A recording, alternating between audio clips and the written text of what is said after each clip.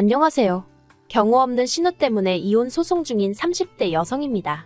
이제 와서 말이지만 나이 30이 넘어서 지 앞가림도 못하는 신우도 문제지만 그런 신우한테 제대로 따끔하게 말 한마디 안 하는 시댁 식구들도 답이 안 나왔어요. 그래도 그나마 남편은 정상인 줄 알았더니 피는 못 속인다고 남편도 별반 다르지 않대요. 연애 당시 남편은 구급 공무원이었고 저는 대기업을 다니는 직장인이었습니다. 남편의 연봉은 제 연봉의 절반밖에 되지 않았지만 대신 정년이 보장되었기에 크게 차이가 난다고 생각을 못했네요. 그리고 처음엔 결혼까지 생각하며 만난 건 아니었어요. 하지만 사람 일이라는 게 늘 생각대로 되는 것은 아니잖아요. 별 문제 없이 사귀다 보니 언젠가부턴 서로가 당연히 결혼을 할 거라는 전제로 대화를 나누고 있더라고요. 그런데 막상 본격적으로 결혼 이야기가 진행이 되기 시작하니 왜 어른들이 결혼은 둘이서만 좋아서 될 일이 아니라고 하는 건지 조금은 이해가 갔습니다. 어디서부터 이야기해야 하나 싶지만 허심탄회하게 한번 털어놓아 볼게요. 솔직히 말해서 남편이 하고 다니는 거 보면 사람이 멀끔하고 한마디로 없는 집아들 같단 생각이 안 들었어요. 그런데 알고 보니 남편은 소위 시댁의 기둥 같은 존재였습니다. 시부모님은 마지막 사업이 실패한 이후로 남편이 드리는 용돈에 소일거리로 버시는 돈을 더해 생활을 이어가고 계셨고 노후 준비는 당연히 되어 있지 않았어요. 사시는 곳도 당장은 전세였는데 만약에 집주인이 전세보증금을 더 올리겠다 하면 그때는 이사를 가실 거라 했고요. 그리고 이런 이야기를 들으니 차마 남편에게 대놓고 묻지는 못했지만 결혼을 한다 해도 솔직히 뭐 하나 받지도 못하겠구나 싶대요. 반면에 저희 친정은 그래도 그럭저럭 여유가 있는 편이었습니다. 두 분 사시는 아파트에 서울에 세주고 있는 아파트 하나 그리고 월세 나오는 상가 2개가 있으셨지요. 노후 준비도 두 분 다 오랫동안 직장 생활을 하셔서 연금으로 생활이 가능하신 상황이었고요. 그래서 제가 남편더러 그럼 당신이 따로 모아둔 돈은 얼마나 있냐고 물었습니다. 그러자 남편이 또 한 번 고개를 숙이더니 4천이라며 웅얼거리더라고요. 황당했지요. 공직을 시작한 지 제가 알기로 5년 차였는데 겨우 4천이라니. 물론 4천이 결코 작은 액수는 아니지만 그래도 1년에 1,000만 원도 못 모았다는 이야기였으니까요. 그래서 저도 모르게 돈 벌어서 다 뭐 했냐고 물었더니 그냥 뭐 부모님 생활비도 보태드리고 동생도 챙겨주고 그랬지 하며 말을 얼버무리더라고요. 그리고 남편의 그런 이야기를 듣고 나니까 솔직히 이 결혼을 하는 게 맞는 건지 도통 확신이 들지 않았습니다. 왜냐하면 저는 남편과는 반대로 친정부모님으로부터 경제적으로 지원을 많이 받고 있었거든요. 한마디로 한쪽은 부모님을 도와드려야 하는 상황이고 한쪽은 도움을 받는 상황이었으니 그래서 결국 제가 남편더러 아직 결혼은 시기상조인 것 같다고 미루자고 얘기를 했었어요. 솔직히 말하자면 헤어지자고 하려고 했는데 차마 그 말은 입이 떨어지질 않아서 못하고 애둘러서 이야기를 했던 거지요. 그런데 남편이 결혼하고 생활이 안정되면 돈은 금방 모을 수 있을 거라며 제 마음을 돌리려 했습니다. 결혼만 하면 시댁에 드리던 생활비도 줄일 거라면서요. 그리고 저는 그런 남편의 애걸복걸하는 모습에 마음이 많이 흔들렸어요. 그래서 고민 끝에 부모님께 교제 중인 상대가 있고 결혼 이야기도 오가는데 상황이 이러이러하다며 전부 다 털어놓았습니다. 그러자 친정부모님께선 모든 게 괜찮은 사람인데 돈만 문제인 거라면 그건 당신들이 도와주겠다 하시대요. 그래서 결국 남편과 다시 결혼 준비를 이어나갔어요. 솔직히 친정부모님께 죄송스러웠지만 한편으론 정말 다행이다 싶었지요. 그렇게 저는 남편과 부부의연을 맺었습니다. 남편은 예상대로 모아둔 돈 4천만 원을 가지고 온 게 전부였고 그 돈으로 혼수와 신혼여행을 해결했습니다. 저는 친정에서 서울에 있는 아파트를 제 명의로 해주셨고요. 그런데 친정부모님이 해주신 건 그게 다가 아니었습니다. 결혼 전 친정부모님 카드를 쓰고 용돈도 받고 게다가 친정에 얹혀 살았으니 솔직히 저도 가만히 있을 수는 없었거든요. 그래서 매달 친정부모님께 150만 원씩 드리고 있었지요. 제가 받아 쓴 게 더 많으니 용돈이라고 칭하긴 남사스럽고 그냥 생활비를 보태는 개념이었습니다. 그런데 친정부모님이 그간 그 돈을 거의 손 떼지 않으시고 따로 모아두셨더라고요. 그리고 그렇게 모인 돈이 자그만치 7천이었습니다. 거기에 제가 개인적으로 모아둔 돈도 있었는데 그렇게 이리저리 긁어 모으니 1억 3천이 되었고요. 그리고 지금 생각하면 너무나 어리석게도 저는 부부 사이에 비밀은 없어야 한다고 생각했어요. 제가 남편이 시댁에 얼마나 해드리는지를 지켜보기 위해선 저도 모든 걸 오픈해야 한다고 생각했거든요. 그래서 1억 3천이란 목돈이 있다는 것을 남편에게 이야기했습니다. 그리고 저는 이 돈을 가지고 설마 다른 사람이 김칫국을 마실 거라곤 상상도 못했네요. 어머님과 제 사이는 좋을 것도 나쁠 것도 없었습니다. 처음 인사를 드리러 갔던 날부터 그다지 저를 살갑게 대해주지 않으셨고 저도 애교가 있고 그런 성격은 아니다 보니 그냥 평범한 시어머니와 며느리 사이였다고 생각해요. 그런데 저와 남편이 결혼하고 1년쯤 지났을 무렵 어머님과 제가 한번 크게 부딪히면서 사이가 나빠졌어요. 그리고 어머님과 제 사이가 나빠지게 된 결정적인 원인은 신우의 사업이었습니다. 남편에게는 2살 어린 저와는 동갑인 신우가 있었는데 솔직히 대화만 나눠보면 동갑이란 게 믿기지 않을 만큼 철이 하나도 들지 않은 사람이었어요. 요즘 같은 시대에는 할 줄 아는 게 많아야 한다면서 툭하면 이거 배웠다 저거 배웠다 하는 성격이었는데 덕분에 제대로 할 줄 아는 건 하나도 없었고요. 그런데도 시부모님은 뭐든지 도전해보는 게 좋은 거라면서 없는 살림에도 그런 신우 뒷바라지를 멈추지 않으시대요. 하지만 그거야 뭐 시부모님이 부모로서 당신 자식한테 투자를 하신다는데 제3자인 제가 무슨 이야기를 하겠어요. 그저 속으로 저건 아니다 싶어도 그냥 혼자 생각만 하고 말았지요. 그런데 그런 신우가 난데없이 양초 사업을 하겠다며 시부모님께 5천을 해달라고 했다더라고요. 하지만 저희 시부모님께 5천이란 큰돈이 있을 리 만무했습니다. 그렇다 보니 시부모님께서 저희 부부를 호출하셨어요. 그리고 알고 보니 저는 시댁에 내려갈 때까지도 솔직히 신우가 사업이니 뭐니 그런 내용을 하나도 몰랐거든요. 남편도 모르고 있다고 생각했고요. 그런데 그게 아니라 남편은 이미 다 알면서 모른 척하며 저를 시댁에 데려간 거였어요. 그리고 시댁에 도착하니 시부모님께서 저에게 거두절미하고 말씀하시겠다며 저더러 5천만 원만 일단 좀 빌려 쓰자 하시는 겁니다.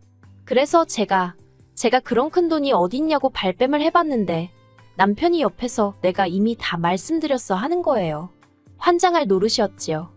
솔직히 말해서 제가 정말 그깟 5천만 원 없어도 그만이지 할 수 있을 정도로 돈이 많았거나 아니면 저희 시부모님이 정말 그 돈을 갚으실 능력이 되셨거나 하다못해 신우가 하겠다는 사업이 정말 비전이 보였다거나 뭐가 됐든 조건 하나만 맞아 떨어졌어도 제가 최소한 생각은 해봤을 거예요.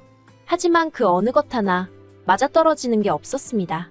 그러니 생각해보고 말고 할 문제가 아니었지요. 그래서 제가 못 빌려드린다고 그 자리에서 거절을 했어요. 그러자 시부모님 옆에 뚱하니 앉아있던 신우가 왜 못 빌려주냐면서 자기 못 믿냐고 징징거리대요. 그리고 그런 신우에게 차마 내가 너 뭘 보고 믿겠냐 소리는 못하고 원래 가족 간에는 돈 거래하는 거 아니에요 아가씨 하고 말았지요. 그랬더니 옆에서 남편이 제 눈치를 살살 보면서 근데 우리 당장 그 돈 어디다 써야 되는 건 아니잖아 그러는 거예요. 솔직히 처음부터 남편이 시부모님한테 제가 여윳돈이 있다는 쓸데없는 소리만 안 했어도 애시당초 이런 불편한 자리가 생길 이유도 없었는데 가만히나 있지 왜 저딴 소리를 하나 싶어서 제가 남편을 째려봤습니다. 그러자 어머님이 저더러 너무하다면서 그냥 달라는 것도 아니고 빌려달라는데 그것도 싫은 거냐며 섭섭하다고 하시대요. 그리고 그런 어머님께 가타부타 설명해봤자 어쨌든 결국에 빌려주지 않는 이상 저는 나쁜 며느리가 될 게 뻔했으니 그냥 몇 번이고 죄송하다고만 했지요. 그리고 결국 신우는 사업을 시작하지 않았습니다. 사실 제가 냉정하게 딱 잘라 거절을 하긴 했지만 마음이 편치만은 않았거든요.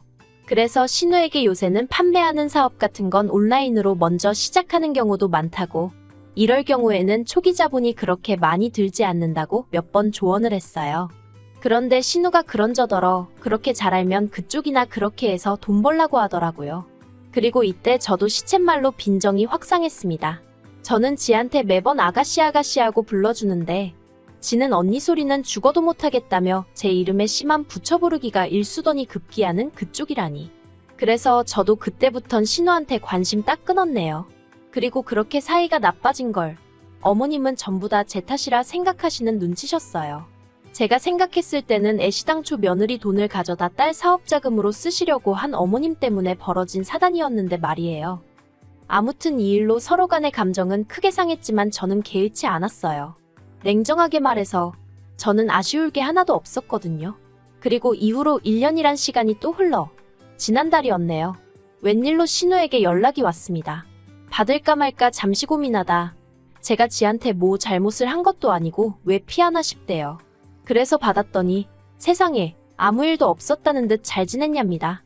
얼마나 황당하던지 저는 신우가 다른데 전화할 걸 저한테 잘못한 줄 알았어요. 신우는 날씨가 더워지는 것 같다느니 사람들이 어쩐다느니 시덥잖은 소리를 늘어놓더니 조만간 한번 봤으면 좋겠다는 거예요. 그리고 저는 그 순간 본능적으로 또 뭐 부탁할 게 있구나 싶었습니다. 그리고 뭐가 됐건 간에 도와줄 생각은 없었지만 그래도 혹시나 다른 이야기를 할 수도 있으니 그러자고 한번 만나자고 했어요. 마음 한구석에선 혹시나 신우하고 관계가 나아지면 남편이 좋아하겠구나 싶은 생각도 있었고요. 그리고 그렇게 만난 신우는 뜬금없는 소리를 했습니다. 제가 다니는 회사에서 이번에 전 국민을 상대로 공모전을 한다며 자기가 이번에 응모를 할 거니까 자기를 1등으로 뽑아달라는 거예요. 1등이 되면 상금이 1,000만 원인데 그걸로 유럽 여행을 가고 싶다나요? 어이가 없고 황당해서 무슨 수로 아가씨를 1등으로 뽑냐고 되물었습니다. 그랬더니 같이 일하는 직원들한테 미리 말을 해놓으면 되는 거 아니냐는 말도 안 되는 소리를 하더라고요. 한심하고 기도 안 차서 제가 괜히 나온 것 같다 하고 먼저 자리에서 일어났어요. 그리고 집에 돌아오니 벌써 남편이 신우랑 통화를 한 건지 어두운 표정을 하고 있었습니다. 그런데 저를 보더니 한숨만 푹 내쉬고 아무 말도 안 하더라고요. 그래서 저는 속으로 자기가 생각해도 어이가 없으니 나한테 따지지도 못하는 거겠지 싶대요. 그리고 남편이 잘못한 건 아니니까 좀 안쓰러운 마음도 있었어요. 저를 보기가 얼마나 창피할까 싶어서요. 그런데 얼마 안 있다가 남편이 얘기 좀 하자더니 번번이 왜 이렇게 서운하게 하냐입니다. 제가 그게 무슨 소리냐니까 자기도 자기 여동생이 저만큼 똑부러지지 못한 건 알지만 그래도 그렇게 매번 무시하는 건 경우가 아니지 않냐며 제가 너무한 것 같다는 거예요. 그리고 저는 그때까지도 이게 신우의 문제지 남편의 문제라곤 생각하지 않았기 때문에 싸울 생각은 없었어요. 그래서 서운하게 하려던 건 아닌데 미안하게 됐다고 했습니다. 그랬더니 자기 기분이 문제가 아니라 신우가 울고불고 난리가 났다면서 저 때문에 아무것도 하기 싫다고 의욕이 꺾였다고 그러더라는 거예요. 듣는데 어이가 없었지만 그래서 나더러 어떡하라는 거냐고 물었어요. 그러자 남편이 한다는 말이 이참에 그간의 일을 사과하는 의미로 유럽 여행을 제가 보내주면 어떻겠냐입니다. 14박 15일 정도로요. 그 말을 듣는데 순간 화가 나서 눈이 뒤집힌다는 게 이런 기분인가 싶대요. 당연히 용납할 수 없는 이야기였고 그 말을 시발점으로 남편과는 전에 없이 크게 다투게 되었습니다. 남편은 제가 신우를 무시한 게 문제라며 그걸 먼저 사과해야 한다우겼고 저는 무시한 적도 없지만 이제 정말 무시해야겠다고 아주 네 동생이나 너나 수준도 안 맞고 뻔뻔해서 상종도 못하겠다 받아쳤어요. 그리고 싸움이 길어지면서 남편은 저 때문에 시부모님께 용돈까지 줄여서 드리고 있다며 자기가 힘들게 돈 벌어서 저 좋은 일 시키는 것 같다는 말 같지도 않은 소리를 해댔지요. 저는 그런 남편에게 네가 벌어온 돈은 전부 네가 다 쓴다고 네 기름값이며 보험료며 네 입으로 들어가는 음식들은 다 어디서 공짜로 나오는 줄 아냐 했습니다. 그리고 지금 네가 서 있는 이 집도 따지고 보면 네 지분은 하나도 없는데 단지 나랑 결혼했단 이유로 공짜로 지내고 있지 않냐 소리까지 해버렸네요. 그러자 남편이 할 말이 없었는지 저더러 네 능력으로 산 집도 아니면서 그런다는 거예요. 그래서 잘난 부모 둔 것도 내 능력이라고 소리를 질러버렸어요. 그랬더니 남편이 못 참겠다며 자기가 나가겠답니다. 대신 저더러 침대는 자기 돈으로 산 거니까 쓰지 말라길래 내일이라도 바로 용달차 불러서 시댁으로 보낼 테니 걱정을 말라 했네요. 그리고 남편이 집을 나갔고 저는 그런 남편이 괘씸해서 견딜 수가 없었습니다. 그래서 말한 대로 용달차 불러서 침대 몇 식탁이며 남편 돈으로 산 것들은 전부 다 시댁으로 보내버렸지요. 그랬더니 이번엔 어머님이 전화를 하셔서는 남편을 내쫓아놓고는 이런 짓까지 하느냐며 이걸 지금 어디다 두라는 거냐고 화를 내시는 거예요. 그래서 그건 어머님 하드라고 상의하시라고 그 사람이 자기 거라길래 돌려준 거라 했더니 어머님이 저더러 독종이라면서 살다 저처럼 독한 엑스는 처음이랍니다. 그래서 그러시냐고 저도 어머님도 그렇고 이렇게 뻔뻔한 사람들은 처음이라고 받아쳐버렸네요. 솔직히 이미 이혼까지 생각하던 마당이었으니 당하고만 있을 필요가 없겠더라고요. 그리고 거기서 그치지 않고 저는 바로 지인의 소개를 받아 이혼 전문 변호사를 고용했습니다. 처음엔 남편하고 협의 이혼으로 하려고 했는데 어디서 뭘 듣고 왔는지 아파트 절반이 직권의 재산 형성이 어떻고 저떻고 헛소리를 남발하길래 어쩔 수가 없었네요. 그리고 지금 소송 진행 중인데 전 걱정이 하나도 없습니다. 변호사도 자기가 수임료 받기가 민망할 지경이라고 할 정도로 저한테 유리한 상황이거든요. 하지만 남편은 이제 조금씩 똥줄이 타는지 정말 이혼해야겠냐며 저를 자꾸 찔러봐요.